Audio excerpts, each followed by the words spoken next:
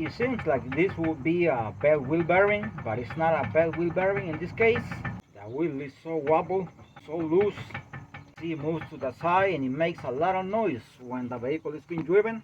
Alright, beneath the vehicle here, that is the bolt right there that is missing. It came off.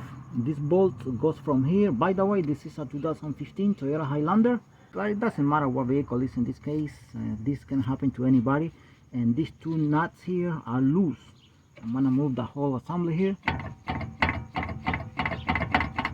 That's why the vehicle is clunking a lot and the tire is wobbling like this.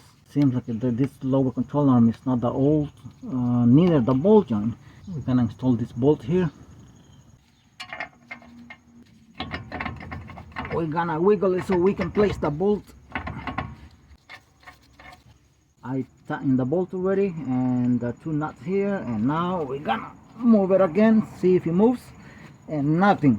The entire vehicle moves, but not this one, not this anymore.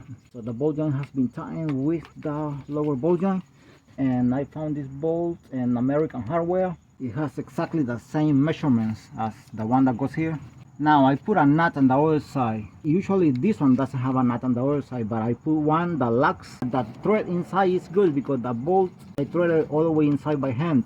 Looking at the top part of the bolt joint and the lower controller, that's the nut I put on top. Now I'm not supposed to put a nut right there because there is nothing there by the manufacturer. There is nothing there. Toyota just bolted the bolt from the bottom. That's it. It doesn't have a nut, but I just installed a nut right there.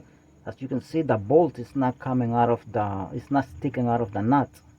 Let's move the tire again.